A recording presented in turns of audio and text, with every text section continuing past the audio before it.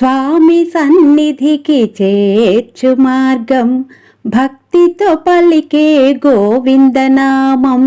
ముక్తికి మూలం ఇలవైకుంఠం వెంకటధామం.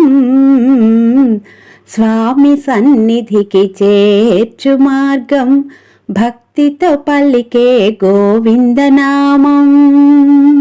శిరసానమామి అన్నంతనే తలరాతనే మార్చేది, మనసా స్మరామి అన్నంతనే చింతలనే తీర్చేది.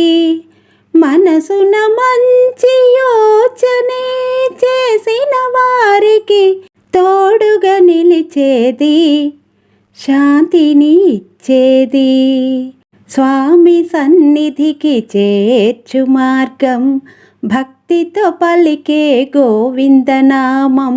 ముక్తికి మూలం ఇలవైకుంఠం వెంకటధామం. గోవిందుని పాదం తాకగానే జీవనమే పావనం చేసేది. ముకుందుని శరణం వేడగానే పరమపదాన్నే చేర్చేది. పరుల మేలు మరువని వారికి చేకొని చేయూతనిచ్చేది, సుఖములనొసగేది. స్వామి సన్నిధికి చేర్చు మార్గం, భక్తితో పలికే గోవిందనామం.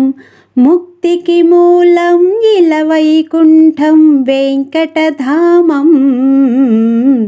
స్వామి సన్నిధికి చేర్చు మార్గం, భక్తితో పలికే గోవిందనామం.